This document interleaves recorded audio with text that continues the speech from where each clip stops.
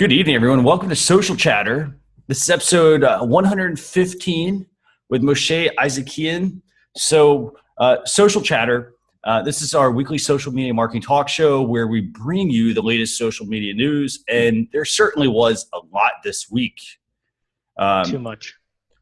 It's unbelievable. Absolutely, Moshe. I mean, it starts where maybe there's one day where there's maybe a couple things, by Wednesday, and then all of a sudden it's like this flood of, oh, hey, here's 10 more items that just came out. It's remarkable how fast everything changes. And as a business, we know that it can be very difficult to keep up. If you're, one day you're using Instagram, you're talking with a client, and the next day Instagram changes something, and now you've got to go back and change your strategy.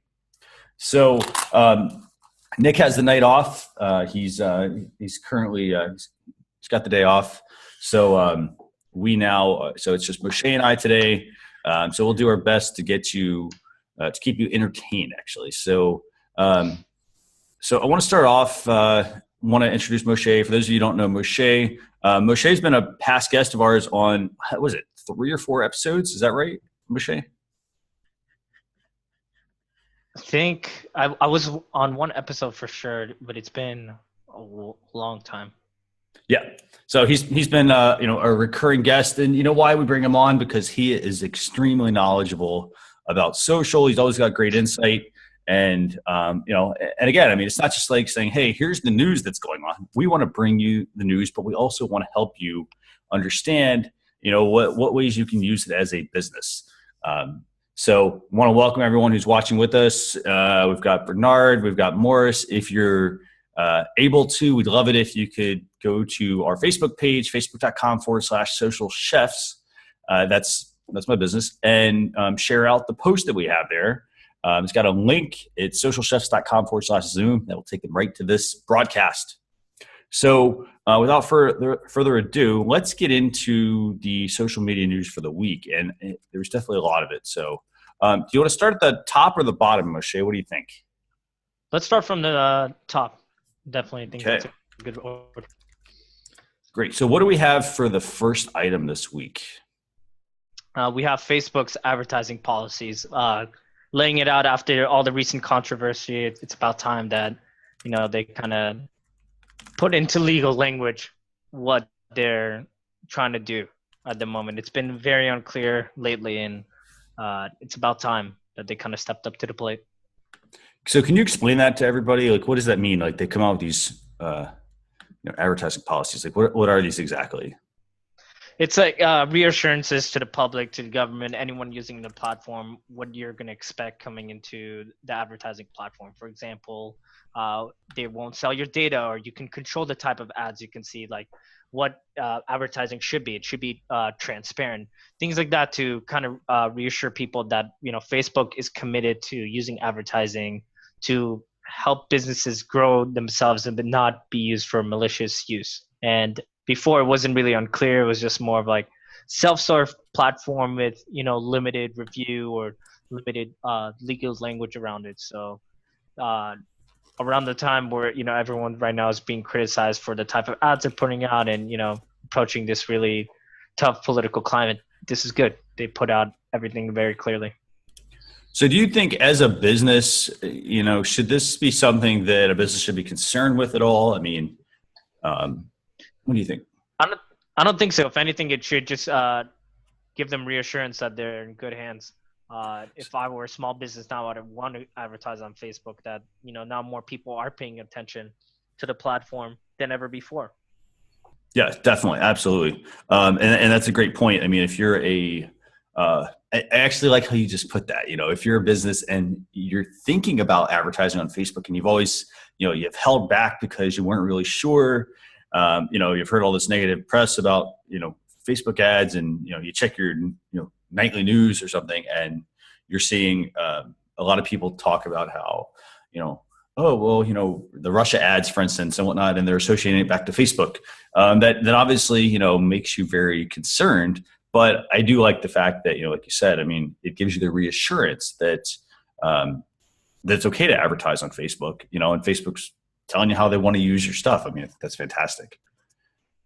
And I mean, I think we're only going to see continued use of the advertising platform moving forward. I mean, they've been putting out a lot of mini updates lately, like controlling the value of your conversions, or the way your bidding practices are going on that platform. I don't know the details. It's been a minute since I've ran an ad myself, but definitely I'm seeing a lot of improvements in the platform.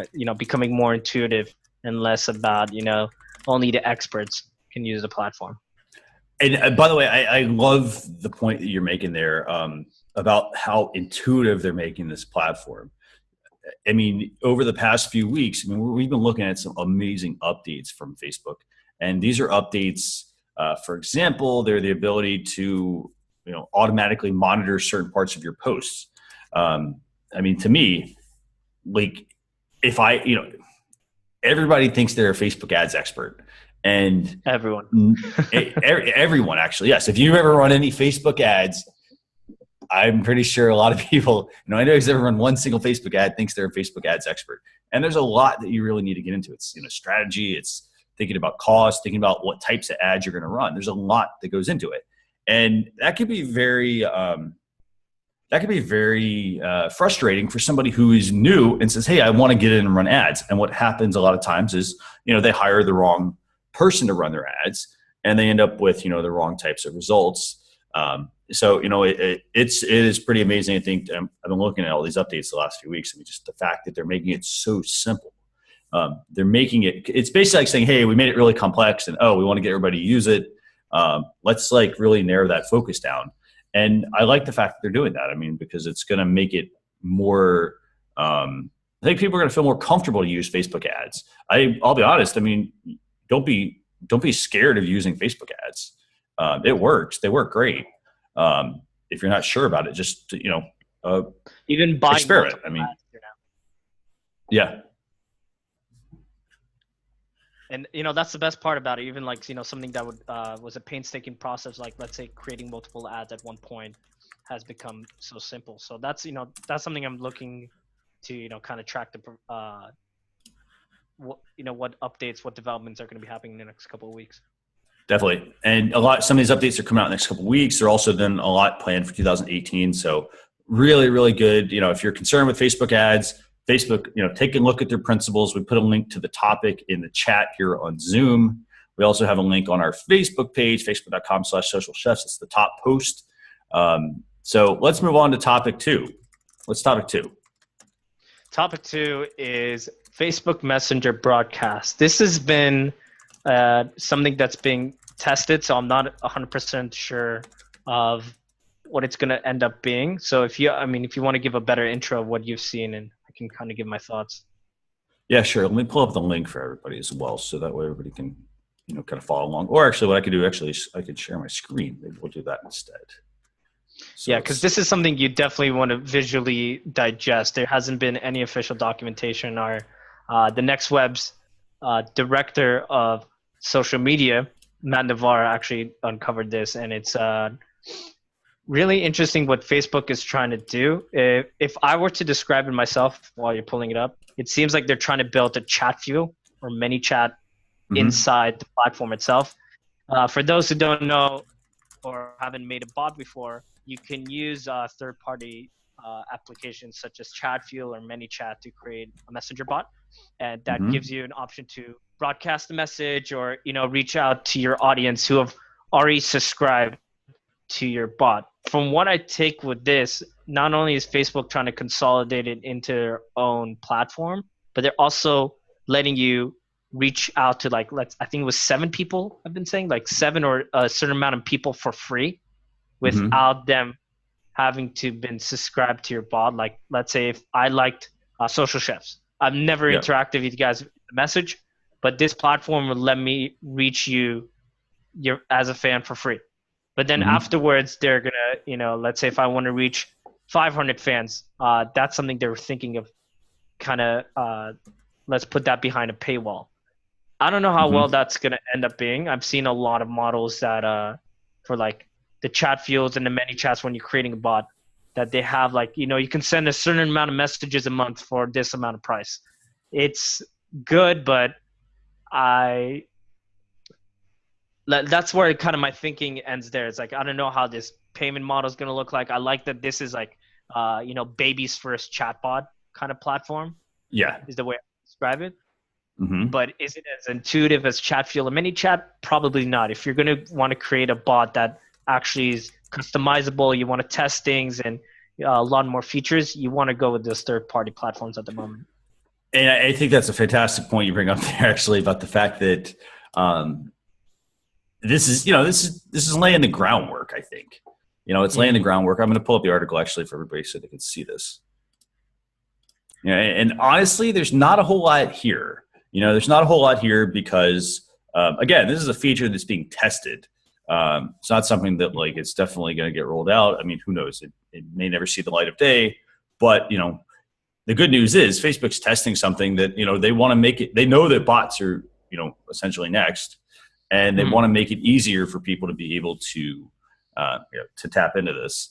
And so as a result, they're coming out with a platform. They're trying to make it easy for you to be able to actually see it and whatnot and interact with it. So I don't know how well you can see these screenshots. I can't really. Let me see if they'll pull up. There we go. Oh, good. There we go. So that didn't pull up earlier for me. But basically, this is what a messenger broadcast would look like. Should actually look very familiar. This actually looks like the Facebook ads interface. Pretty much exactly like the Facebook ads interface. You've got your preview on the right. On the left is there are options if you want image and text, video and text, or just text only. And it's pretty straightforward. I mean, you put in there what type of bot you want to run, or sorry, in this case, what kind of message you want to send. You've got your preview. You can do your test messaging. I do like the test messaging feature, by the way. If you're starting to add. Oh yeah, that's perfect. Like if you're running your own page, yeah, this is great for I would say solo entrepreneurs or any small businesses that want to cut costs and want to use Facebook's platform. The thing for me, let's say if you're a mid business, to a bigger business or an influencer, right? You're kind of putting the money towards Chatfuel or ManyChat, which honestly are not really expensive. The only thing that's holding those platforms back is the fact that people have to opt in to your bot. So I have to somehow, create a post or get people to subscribe in order for me to cold message them, right? The cold message, aka the no cold email. If what Facebook is trying to do with this, and what I hear the rumors are correct, if they allow you to use this platform to blanket message people that haven't subscribed to your bot, like any person who liked my page, that's useful because they might sometimes your page's reach is not enough, but people like your page and might have interacted with it at one point. Then I'm willing to shell out a couple extra bucks. Problem is, what happens when you get into 500,000 page likes, 1 million? How much money you're going to be paying out? Is this going to be percentage of message reached? That's what kind of scares me too, is that if the payment model goes live for this, I'm afraid what the future will be for Chatfuel and ManyChat. But here's another thing I just thought of actually. This platform looks very familiar also to anyone who's used Chatfuel or ManyChat in the first place. So maybe they helped Facebook build this internally. They are official partners, right? Very yeah. So it might be you might see Chatfuel kind of fold into this official messenger platform as well, which again will kind of suck because you want a chatbot to be interactive. You want it to have a lot of custom plugins. My favorite chatbots have been this one Nike one, for example, that linked directly to their store. I could customize my own shoe right within the bot, and then once I'm done, it takes me straight to the store. My shoe pops up, one click away to buy it. So to kind of get rid of that functionality is what I'm scared of in the future. What I'm excited about is reaching people without having to worry about them seeing my post or running a whole separate ad. It remains to be seen. And I think a couple of points you bring up that I think are really important here. One is the fact that this looks very much like Facebook ads. So I would say at some point there probably would be maybe some monetization going on, in this angle. This also, though, reminds me a lot of email marketing. it reminds me of the whole email marketing side because, as you mentioned, like somebody has to opt into something. In this case, I sort of could see this going that direction, where, hey, you can add somebody to a list or somebody has to opt in, because obviously there are fines and whatnot associated with that. I could see, chatbots being a similar feature where you're not allowed to add somebody if they don't opt in. Right. And I could also see it being essentially another revenue stream for Facebook, or maybe they're kind of hedging their bets and saying, you know what, Facebook ads, they're great. We're making a lot of money off of them, but hey, what's the next thing? It could be the messenger bots side of or the messenger broadcast side of things to be able to, send out that information. Because I know, yeah. Oh, sorry, I was going to say it's also interesting to see, what is going to be considered opt-in because, again, with like Chat Fuel and ManyChat, an opt-in is you responded to a message or you hit subscribe to notifications. Is Facebook good? If they're gonna charge you to kind of reach all your people that like the page, whether they opt in or not, are they going to consider you liking a page than you opting in? I mean, that's kind of what we do. When we like a page, we kind of allowing them to invade our newsfeed in the first place. So there is that classification. I just don't know if that's going to apply to the messenger bot too. If it does, then you expect chatbots to see a radical change. Absolutely. And I think that's a great point. Last point you made there about the fact that if somebody opts in, if they like a Facebook page, technically I'm saying, hey, I give you permission to message me because I have to physically take the action to like your page versus I can't automatically like your page. You can't automatically make me like your page. In this case, I have to opt in. So I think this is definitely something to check out.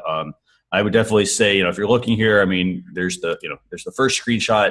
Here's the second one. So this is kind of walking you through this whole funnel. You build your messenger bot or your messenger broadcast with some suggested replies. Again, things are already things that actually you already have access to via your Facebook page. If you go to your Facebook page and go to settings, you'll see these options right here for custom replies. But this is all obviously part of a chatbot. Here's the preview and messenger that they have available. That ties it into this, says I'm interested. And by the way, I've actually started seeing a lot of this type of functionality in Facebook groups as well. So if you go to certain Facebook groups, for example, that sell things, and I go to, if I go to a post and somebody said, hey, I'm listing something for like $5, I can actually message the person, but when I message them, it brings up a window just like this, where it says, I'm interested. And that will actually take me at that point. Like it literally automatically populates the message says, I'm interested in, whatever the item was that's listed and, some basic, chit chat during the conversation, but that's already in Facebook groups, actually, certain ones. So, and then here's what the chatbot look like. So I'm excited about, let's stop the screen share here. So I'm excited about this whole messenger broadcast feature. Again, a lot of things remain to be a lot of things are unseen on this, but I like the possibilities that are here for business. There's a lot here to really like. And Moshe, as you mentioned, I mean, chatbots, using like Chat Fuel or ManyChat, those are, who knows? Maybe they also have an NDA where they've, maybe started working with Facebook already, and maybe they become part of Facebook. If an acquirer basically. So let's keep moving on. What do we got for topic 3? We got 4K photos in Messenger. I'm excited. I actually use Messenger to transfer things from my camera roll into my desktop. So when they were getting compressed, it was absolutely atrocious. Now you pretty much get to retain original quality transferring back and forth. So it actually makes Messenger my new Dropbox, if I were to put it that way. That's really smart.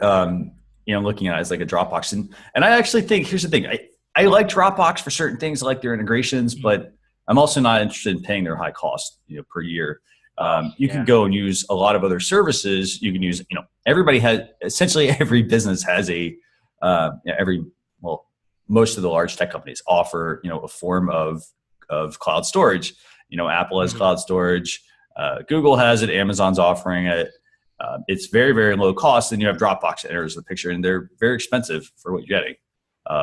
So this, it's a smart idea to be able to put things into Messenger. And the other thing I like about Messenger in this case is I like the fact that you can also go back and search, so you can easily find something. So that way, you could just essentially message it to yourself if that's kind of what you want to do. But for those of you not familiar with 4K, I want to quickly go over this because a lot of people, you see HD, and that's essentially as high as most people know, I think. So 4K essentially is a higher resolution than HD. HD was 1920 by 1080. 4K is currently the highest standard. It's 4096 by, in Facebook's case, it's 4096 by 4096. Typically, and that's the highest you can go. There's also, 5K used on certain things and 8K, but let me show you guys what this is going to look like. I don't know if you're going to be able to tell the difference between, a 4K image and a. I see the first picture you can. If you look at the woman's face, the one on the left is kind of pixelated and it looks a little darker. There's some artifacts on the one on the right is a little lighter in tone. That's the only thing I could tell. The rest are just kind of bad examples, if you ask me. Well, okay, maybe the telephone booth. If you go on the bottom, actually, you can see a little bit of a. Here, let's go to the top one. Is it up here? Let's see. Yeah. Okay. Yeah. So let's use this big one. So basically, here's the difference. On the left is your original image in Messenger, and on the right is your 4K image. I think the key thing to kind of just denote here. So 4K basically means you have more resolution, and we're taking really high resolution photos with our mobile devices nowadays. These things, they supersede pretty much almost all cameras that you have available. So we're taking these high resolution images. When you then go to share them on Messenger, previously what would happen was they would get downsampled. You would end up with a lot of pixelation in the photo. The colors would be off. There wouldn't be very much, edged refinement and whatnot. And so with 4K, everything is basically going to be sent in original form. And you're going to get a lot of that detail. So when, for instance, if I want to say, hey, Moshe, I have let's say you want to print a magazine cover. A magazine cover has very high resolution, image quality. And so typically, if you send something you took with like a really low quality digital camera, and I said, hey, here, Moshe, here's the image for that print magazine, it's going to fall apart when it gets printed because it's going to be really blurry. You're going to lose a lot of edge definition. So with 4K, I'm going to be able to now take my photos, on my smartphone or whatever, but I'm going to be able to also then go to Moshe and say, hey, let me send this through Facebook Messenger, and you're going to be able to get access to it right then and there in the high quality versus instead of saying, well, hey, like here's the image and then having it be really low quality. So keep that in mind. So that's basically what 4K is there. Does that work? Make sense, Moshe? Yep. Pretty much covered it. If I'm a business, well, how does this affect me? What do I do? I'm trying to think. If you're creating a bot, just pretty much sending photos to people. Now you don't have to worry about the quality not appearing well on their end. Like one thing that I've seen in the past is, let's say if you created a bot, that it's really cool. It scrapes the person's image and adds an overlay on it. Like if I'm a basketball team and I won that night and I'm giving you live updates, it would take my profile image, send it back to me with like we're the winners, something like that. Now, when I'm sending that photo back to you, I'm not compromising your profile picture quality or any photo that I want to send over. It actually looks, it makes the user experience better. And I think it says that it's 4K is for photos, but I think it's also going to apply to videos too. So now you're not going to lose that compression. Let's say if you do want to send like a high quality video for people to use, like if I wanted to really do a nice user generated campaign, I would give people like a video to kind of chop up and sample, right? Now I don't have to worry about, grabbing their email and going through a long process of giving them a bad video file. I can just send it directly via Messenger. Don't have to go through, uploading into Dropbox or WeTransfer or anything of the sort. So the only thing that we have to worry about is obviously file size. which Right. I don't think they really mentioned what the the file size is going to be. I'm sure they increased it to accommodate this update, but that's something you should look into. Is that if you do want to send people nice, crisp looking images, not just as a person to person, but actually as a business to the consumer, this Yeah. is a good. Really, So again, you're cutting out there. I'm good now. Oh, good. Okay, there you go. Okay. So does anybody have any questions about 4K in Messenger? I mean, I like the fact that they're finally getting around to this update. I mean, the devices just haven't kept up. Or sorry, the devices have actually pushed the envelope, and and the technology that's being used in a lot of cases just hasn't kept up. In the case of, for example, you know, like internet speeds and whatnot, like as Moshe mentioned, I mean, if you're trying to use 4K, you are going to have a decent internet connection, because 4K photos, 4K content is typically going to be, a little bit higher file size than a regular image. So just keep that in mind. But you're basically going to get much better quality photos. You're going to get uncompressed photos. That's the key thing. Or you should get uncompressed with doing this. And, here, very simple. I mean, if you want to send and share photos at 4K, here's how you do it. First, you need to go update your Facebook Messenger app. Make sure you're running the latest version. Open the conversation you want to tap. The camera icon that's there. So there's a little camera roll icon. It's going to go to your photos. And from there, all you have to do is select the photo that you want to send and the person, and that's it. You don't have to do anything with the image quality or any of that sort of stuff. Facebook's going to take care of that for you. So really good update. What else do we have? We have my favorite feature for people who just love to ramble on Twitter. Twitter's finally testing a tweet storm feature that allows you write out all your thoughts and then tweet them all consecutively threaded, so you don't have to worry about any weird artifacts, missing characters. It's all built into the platform. Pretty much self-explanatory. I love the UI. I have to say that you can actually see like which thought follows which. You don't have to use like a one dash to show how many tweets you're going to have in the thread. It automatically ends by itself. You can save it in your draft, so you don't have to go copy and paste, which is what I used to do. And I'm just waiting for it to launch. Honestly, like this is something that has been around as a third-party tool, but now it's actually around, and it's going to be a reality. So I'm going to go ahead and share this for everybody. And then to kind of, I guess, the other thing, like I think I talked about this on another episode of Social Chatter. We talked about, a tweet storm app, and I'm actually trying to come up with the name of that app actually real quick. Well, basically, I was going to say I used to use like a desktop, I think it was like a Chrome extension a couple years ago. Yeah, there's quite a few out there. Yeah, there's desktop extensions. There's ones for your mobile device as well. But, in the case of, essentially it's duplicate functionality if Twitter decides to come out with something like this. And I think, honestly, I think that it makes a lot of sense because a lot of times if somebody wants to go, if they want to go write a tweet and, actually I have another point that I want to bring up, but here's the thing. If you want to go write a tweet, and you're like, oh, well, where do I break this at? I need to make sure, does that word fit? You get to the end, you have to do some editing. It shouldn't be that difficult. You should be able to, for instance, maybe, here's what I could see this being. I could see it being where I start a tweet, maybe there's a checkbox or something or a tweet storm icon.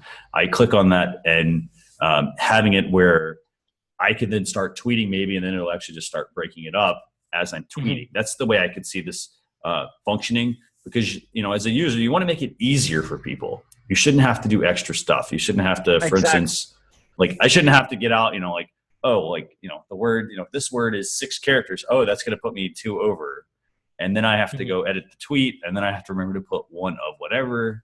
In this case, it's too much of a hassle, and sometimes I didn't even want to do a tweet storm. Like, I don't know if they're going to do an overflow. That'll be really interesting to see if they, let's say if you're starting like a 280 character tweet and it goes over, it automatically flows into the next one. It doesn't look like it right now. It looks like. Say that again? Yeah, that's what I'm hoping it will be. from what I've seen from the screenshot, it doesn't seem to be like that. It just seems like, okay, here's the first tweet, fill up the second one and the third if you want to. But that actually is a great idea. I hope they do an overflow. That's something that most people need when they're typing out really long tweets. Yeah, I People like definitely. I think that. Well, here's the thing. Like, you shouldn't have to. I mean, you should be able to just specify this is what I want to run and have it run it for you. You shouldn't have to. Hold on. I got to set up like 10 different things before I can start tweeting. Like, if Twitter wants to bring people back, they need to make it easier. Which is why I think the next feature is also really good for power users and new users coming to Twitter. Do you want me to introduce it, or do you want to? Yeah, sure. Go ahead and introduce it. Yeah, so that's Tweet Storms. If you have any questions on it, just let us know. Those are, they're very powerful. If, as Moshe mentioned, they're very powerful if you tweet a lot. If you're just using, ones and twos on Twitter, it's not really going to be that useful for you.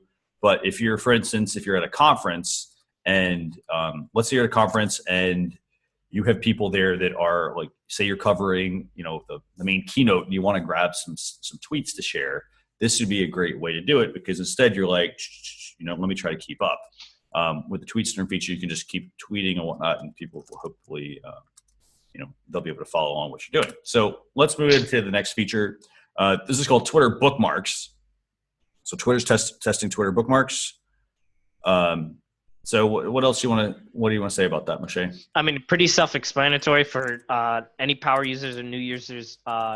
Some of the behavior that a lot of Twitter people do is they either DM links to themselves, DM tweets to kind of keep a little running chain, or they use this app called Pocket, which does the same and syncs to your desktop. However, kind of using the direct messages as a running stream of links can, not be as productive, and using a whole separate app, that's just, requiring you to learn a whole nother, kind of adopt a whole new user experience. So finally getting the bookmark option may not seem like a big deal, but honestly, it's a really, really helpful. I consume most of my updates on Twitter. You and I keep up with all the breaking news on there. How much can you really, DM yourself back and forth? You just need a one-click button. So pretty self-explanatory. I'm super excited about it because my DMs go back years and years now, and it's hard to load everything. Yeah, and I want to bring this up real quick. They're currently, by the way, a couple things. I want to welcome some of our additional joiners here. We've got Amanda Robinson. She's been a past guest on the show. We've also got Barb Tomlin joining as well. Also past guests. So, thanks a lot for joining here. So this, here's a screenshot kind of how this might work. Again, I say might because Twitter's testing this stuff. They're not set really on a way this works. But going back to what Moshe said here, previously, the current way that people, share tweets or save tweets is they use the like button. So that's one way. And then you have to, go look through anything else you liked. It's essentially using the functionality for other functionality it's not really intended for. Or the other way is to DM yourself a link to the tweet. That can get really frustrating because who knows? Here's the thing: who knows when Twitter's actually going to go back and who knows if they're going to go back and actually save all your tweets? I mean, maybe some of that stuff will disappear at some point. Who knows? Doesn't seem like a safe thing to do. Third-party tool, Pocket. That's the tool I use. I actually use Pocket for a lot of stuff. I save. Hey, what's your process, by the way, Moshe? I personally go and I favorite a tweet, and But what do you do? Can you explain that? I'm the kind of person who doesn't like to download a lot of apps on my phone. I use Pocket on desktop, but I just DM everything to myself, send it as a direct message, which is kind of annoying because I want to use my direct messages for more notes, not links, and it doesn't show the preview of the tweet as well. So when I want to go back, it doesn't categorize it, right? Yeah. If they made bookmarks and it kind of follows the whole, Facebook trend of categorizing by photo, video, link, or text, boom, that's huge. That's super useful. Yeah. Even if you can tag, I'm sure this is out of range of what they're planning to do, but even just having a dedicated tab to it is more than enough. Definitely more Definitely. than And it seems really easy. It seems like, hey, Twitter could just, maybe take those icons that are underneath your tweets. Let's consolidate them a little bit. Let's add a couple more here and there. And now they've added a lot more useful functionality for Twitter users. So if I'm a business right now, here's the thing. I personally would stick with using Pocket, to save a lot of things until this hopefully gets rolled out. But check out Pocket. IFTTT is also one of my favorites. I have some things set up with that. They're basically recipes, and you can set it where if you like certain tweet or if you like tweets, you can actually have them also downloaded to a spreadsheet as well. So that's automatically done. So that way you always have an archive of your tweets, or in this case, you could always have a short running list of things you want to actually go back and look at. So let's move on. What's the next topic? Instagram has a lot of new features. We're gonna definitely run through this pretty fast, and a lot of them are exciting. I have many thoughts. Basically, subverting most expectations, Instagram is adding a Regram button. It's taking the Twitter route and actually letting you share other people's posts and kind of curate it within your own feed. That's number one. Number two is you can add GIFs into stories, which I wish Snapchat did themselves, but this is actually really cool. Animated text. Let's say if it might be a full-length GIF itself. We've yet to see how the full functionality is going to look like. Another is that they're testing a whole new beta user base on iOS. Previously, it was only Android. And there hasn't been any public announcement on how you're going to be able to test the new Instagram beta. So that's yet to be seen. Next is another feature that's kind of ripped from Snapchat is that you can archive your entire story, and it'll keep it inside Instagram as well. You can also, which acts like memories, which is great. And let's say if you want to repurpose content, I use memories a lot. It saves me from saving stuff to my phone. And then and I think we even have a couple more. Wow. Yeah, there's a lot. It is a lengthy list. And then on top of this, we have all of these updates, and there's also 2 or 3 additional Instagram stories that we actually are going to talk about. Oh man, yeah. Like the next one is another Snapchat feature, closest friends. So let's say if you want to send people a funny photo, or you want to send it to a particular group versus to everyone in your story. Next is a share to WhatsApp link. Kind of Facebook keeping everything in the family. And lastly, you can follow kind of like similar to Twitter, where you can follow certain topics. Let's say with Twitter Moments, now you can follow emojis and hashtags. So you can actually, keep track of what's being updated with in those content feeds. And I think the last really notable one is Emoji Shortcuts. Kind of, again, predictive text for, let's say if you're doing congratulations or working late. I know Snapchat's been doing it a lot with Bitmoji lately, which is something I really like, or any of the emoji in their platform. So definitely this is a huge attack on Snapchat and its tools. However, there is a couple things I want to point out and actually link you guys to something as well. But if you want to give me your thoughts first, Christian, while I link this. Here's the thing. I think the Regram button, I mean, it's eliminating duplicate functionality is the key thing here. That I think is the key thing with a lot of this. So eliminating duplicate functionality, that's one of the main things here. But, so like now, if I currently use the Regram button, if I want to use or Regram something on Instagram, I have to go use a third-party tool. That would get rid of a lot of that functionality. So that's the first thing. Now, this, by the way, honestly, this post in itself could have been an actual show in itself. I think overall, out of a lot of these features, I think gift search, I'm not going to use gift search as much. I think the beta app, I think that will be useful for some users, but the average user isn't really going to care about that. The archive stories feature, I think that's going to be useful because then I can actually go and look back at the things that might have been shared or some of the stuff that happened, or use it to build a portfolio. I think that's going to be useful. The closest friends feature, hey, that should sound familiar because Facebook has the same functionality. I think that's going to be a key point you want to pay attention to. The share to WhatsApp. There was previously share to Facebook. Facebook has WhatsApp. They really haven't done a whole lot with it. So share to WhatsApp, I think, is going to be huge as well. And then it just gets crazy because this list just blows up. I mean, there's just so many different features added to this. The top emojis, top hashtags, I think that's going to be extremely useful for people. That's going to actually, hopefully, if that works, so I think it will eliminate the need to use a lot of third-party tools to go find what the top hashtags are. In this case, you can just go use it all in Instagram. Following hashtags, that actually was talked about a couple of weeks ago, about the ability to follow hashtags. And I like the fact that there's actually functionality there because, that makes it easy for you to, if I follow a hashtag, I would think you would get a notification. And obviously, this list goes on and on and on. I mean, it's crazy.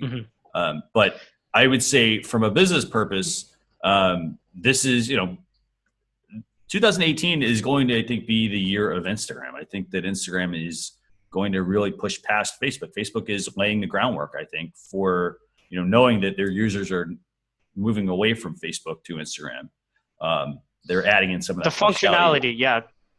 You got to keep everything in the family, which is, really important. And, before I would have loved to spend, the last like 20 minutes of this episode just talking about all these updates, but there is 3 that I want to point out, and also relation to something I'm going to post in the chat again. So the first thing is following the hashtags, which is going to be really, really important for brands and advertisers to really monitor trends. Like right now, there's no excuse to kind of track how your campaign is doing. There's a lot of great third-party tools that do this listening, but you also might want to see if you seeded out an idea, let's say, love wins. Now you're going to be able to see how the community is growing within themselves and really tracking the content production. And that's, that should be a very interesting metric. It's not just, how many mentions or how much, how many people are really talking about this, but how much content are people producing. So take this into account if you're kind of creating a campaign that involves communication within a community or, something user generated. Archive stories is the next greatest one. I mean, you have to save your content nowadays. I highly recommend archiving your stories. There's no excuse now to kind of keep everything tagged and labeled, which I'm sure they're going to let you do that. It seems like, even if your feed, you want to archive something, make sure to, keep track of your campaigns using these tools. And now the most important is the Regram button. Now, something that I just linked in the Twitter chat right now is a thread that I recommend everyone reads by this great Twitter user named Andrea Lopez. She talks about the issue that Instagram had to face is that they didn't have a way to kind of share information within the app itself. A lot of what happened is that there was kind of a decay of intimacy and time within Instagram. Like, let's say Beyonce just posted a photo.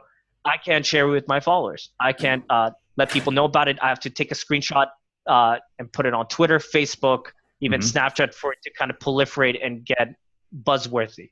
So that, over time, Instagram kind of went from like, it's the great app to use to, people have to use it for work. And now it kind of, they need to move into this territory, which we kind of talked about as being an essential utility, as in this is the app we're going to use on an everyday basis. But, with all these features, Facebook is trying to, saw that stories has kind of become Instagram's way of becoming this everyday utility. The problem is not everyone's going to create a story. It's very high quality. Instagram is known for not being really intimate.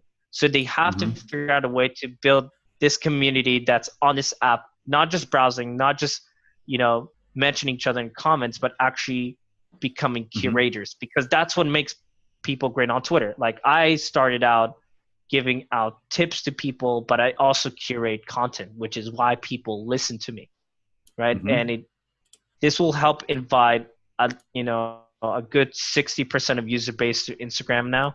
You can, share content, kind of give your voice. This is something I sign off on.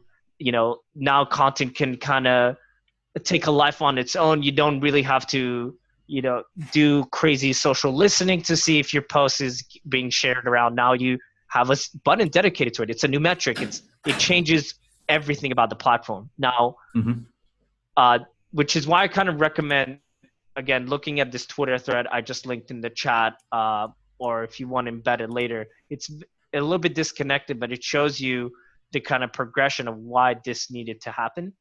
The thing is like a lot of what I'm afraid it's going to do to Instagram as a whole. A lot of users are saying, this is not what Instagram is known for. This is not their, their value proposition is, get people to share the content. It's more high production, kind of one view of your life. So this is going to be a delicate issue, but if the Regram button comes up, you can definitely see Instagram going to explode, especially the way I'm even worried about Twitter, because a lot of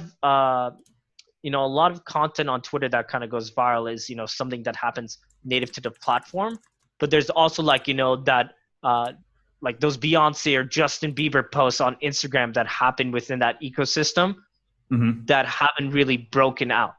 Now that they have a chance to be proliferated, what will this do to Twitter, which kind of relied on those, people kind of cross-posting the information over? So lots of implications. Basically, heavily monitor this. If you're individual user, this is a game changer. Definitely. I think this is a big update. I mean, it's just crazy to think how many possible features that are going to come out. But then also, like you said, I mean, the major implications that this could have. I mean, people aren't going to be very happy, about, because it sort of changes up the model. But at the same time, I mean, Facebook has to kind of figure out, well, what's next? And at the same time with that, the user, I mean, it's not your platform. So, Instagram, they have,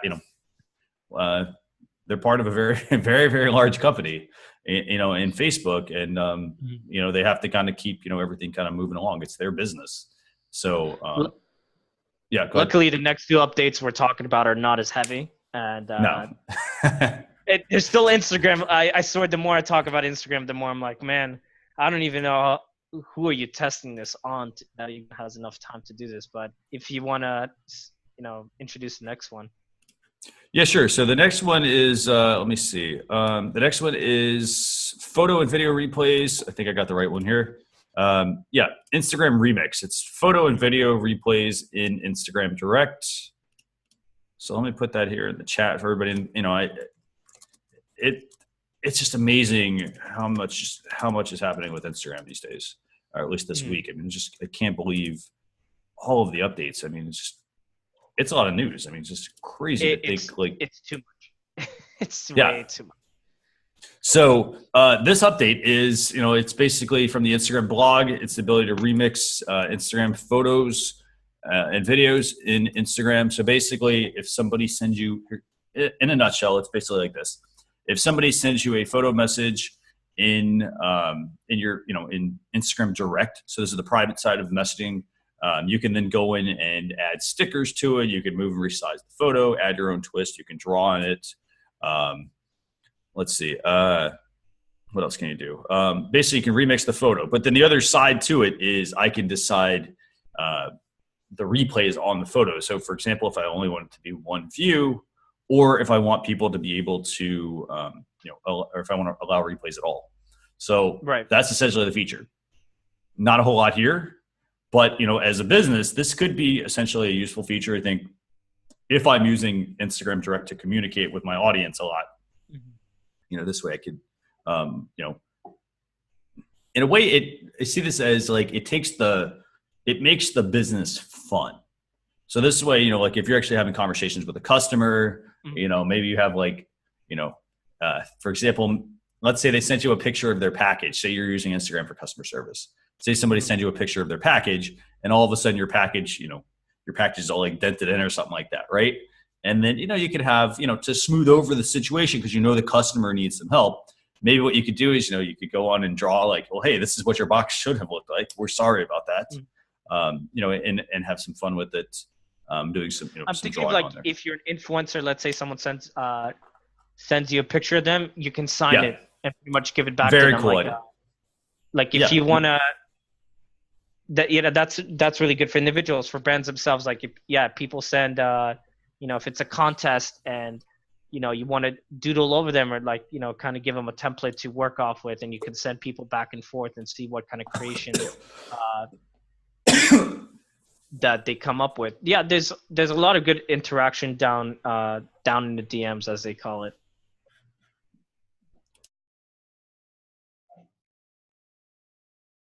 Yeah, absolutely. And so that's the Instagram photo feature. I mean, pretty straightforward, not a whole lot to this at all. All you have to do is update to the latest version of Instagram. And then on the latest version of Instagram, you will see in the direct message part, you'll have the ability to do you'll have the ability in this case to be able to go in and, remix your photos in somebody's setting. So what's the last topic we have for tonight? Because this is quite a massive show. Yeah, the last topic is request to join a friend's Instagram live. You might have seen this on Facebook live recently. If you're an old live user like me, this is something that Meerkat kind of pioneered. But this is great news for brands and influencers, especially influencers who want to kind of cross promote each other's streams and, bring one of their friends on, kind of cross proliferate or, announce something cool. Let's say if you're a brand and you're doing a cool meeting, or, you want to get user input. Like, for example, what you're doing right now, if it wasn't just a podcast between you and me and you wanted to invite our listeners to kind of give their ideas, boom, they can jump on for a little bit, give their thoughts, and kind of take things to a whole new interactive level. This is something that I'm glad they're rolling out, especially since now you can save live videos to be replayed. So, you can save video later on. You can, use this, kind of use really live reactions. I'm even imagining if I'm doing something like MasterCard, right? And I know like MasterCard has done concert series. So let's say we start with one musician. We tell people like, if you have an instrument, we're going to let you jump on for like 10 seconds, play a little riff with me, kind of build something organic and kind of tumble together, see what the community can do. If you're not using live to build a community at the moment, that's what you're missing out on. And this tool should make it very easy. I love it. That's all I can say. I am so ready for it. Yeah, absolutely. I mean, just overall the feature. I mean, it's nice to be able. Here's the thing. I'll give you the example here. And when Nick and I, for instance, when we started Social Chatter, if we wanted to communicate with one another, this was on Facebook, obviously. But if we wanted to communicate with one another, we had to use Facebook. We would use Facebook Messenger, or we would chat with one another. We text one another if we had a question about something. Here's the thing. It's the same exact concept. If I'm watching a live broadcast and I want to bring somebody in, how do I get a hold of them? What's the easiest way to do this? And I actually think this is a smart way for Instagram to do this. I would be surprised if Facebook brought this, if they brought similar functionality as well, to the platform to make it easy to bring somebody in, because it's a smarter way to do things. So essentially, and let me bring this up for everybody so you can actually see this, because I think you should see this. Let's see. And then we'll get into a couple of tools here. Okay, so the first thing I want to bring up is I'm going to show you what the interface looks like.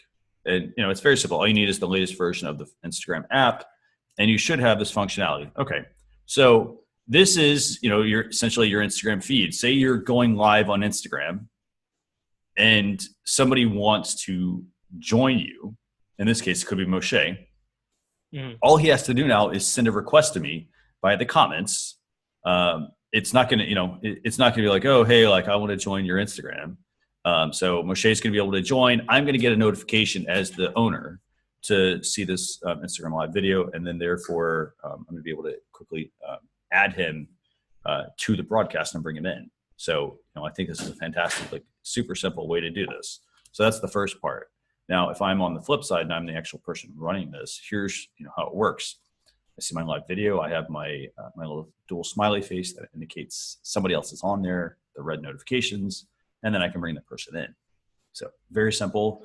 You can bring people in, you can take them out and bring someone else in. So very useful. If I'm a business, this is essentially, it's a great way, I think, for a business because I don't have to, I don't have to like keep my phone next to me and like try to check it while I'm doing a broadcast. Instead, I have Instagram open and I'm able to actually see all of this while it's going on. So very useful feature. This is actually available to everybody right now. So it's in version 24 of Instagram, but basically just get the latest version from your app store. Okay. So Moshe, let's get into some tools and wrap the show up because it's been a very long show for this week. Okay. So first tool I want to share with everybody this week is called Social Rank. And this is basically, again, it's all about knowing your audience, really knowing who's your audience, who are the people that you are, who's your audience, like what are the things that they're interested in, what are the things that they're not interested in, where are they located? I think that's all really important information to know about somebody. As our past guest, Jessica Phillips said, it's about building relationships with people. And, what better way to do that than, having this inside information on the person. And it's not really inside information. It's information you should know just by being around people. For instance, like Moshe, you're in California, am I right? Yeah. Yeah. So you're in California. So therefore, if I'm ever in California, I can be like, hey, let me give Moshe a call. Like, let me, meet up with him for lunch or, face-to-face or coffee or whatever. So, so let's talk about the first tool. So this is Social Rank. And the reason I'm mentioning all this is because this is what Social Rank does. So Social Rank is a way for you to basically go in and analyze your Twitter and your Instagram followers. You can go in and you can, not just say, well, hey, great, here's my followers, but I can delve into, their location. For instance, I can filter them and say, well, hey, let me find, I'm doing an event. Maybe it's in California. I want to find all my followers that are in California. And therefore, I can quickly sort that information. But I can also then go a step further and I can go in and look at your interests and that sort of stuff as well. So instead of having to manually go through, how many Twitter followers do you have, for instance, Moshe? I think close to 2,500. 2,500. Are you going to spend time going through 2,500 people? Probably not. I wish. So, Social Rank can help you do that. It can basically help you filter through your audience and learn more about them. Like I said, Instagram and Twitter. So this is a tool. It's available. I'll give you guys the pricing on it real quick. It's available as a couple different options here. We have a basic plan that's free. It makes it easy to filter your followers, sort them, view their full profile without having to go over to Twitter and click and click and click and click and go through all that sort of stuff. There's the basic feature that's free, and then if you want some of the additional features such as the ability to export to CSV for other functionality, for instance, maybe you export your Twitter followers and you see if you can create a custom audience on Facebook or something, or you compare them to your email list. That'd be a useful feature. You can save your searches. You can create lists. So this way, if you're doing an event, you could quickly have a list called for that. But there's a $49 a month feature, and then there's obviously like a high-end feature if you're a really large business and you need this functionality. But have you ever used Social Rank, Moshe? I think I've used it in the past, so it's been a minute, but it was super helpful in seeing what my competitors were doing and, just kind of analyze who, put a little data point to each person I talk to, which is something you want to do nowadays. It's you really want to, let's say if you want to start a conversation with someone you follow, or, someone who follows you, could be someone important in the future to contact. Like this is a great way to just kind of categorize them and list them out without having to go through, again, that painstaking process of clicking every person and going through all their information. Yeah, I mean, it can be a very time-consuming process. So too time-consuming, yeah. And we don't have a lot of time, do we? You only have what 24 hours in a day. So that's all you get. So you got to make the most of it. Okay, so let's bring up the second tool real quick, and that's called this one's called Pixomatic. I know we cover a lot of photo editing tools, but I think photo editing tools are very important. They're very important because they're like, as these mobile devices are evolving, I mean, you're getting all this added functionality, and now you're actually going to be able to like, you could do so much from your mobile device. It's just amazing. So the second tool that we have for you this week is called Pixomatic. It's $5, but here's the thing: it's a $5 tool that's going to save you a lot of time. So let me actually drop these tools in here real quick for everybody.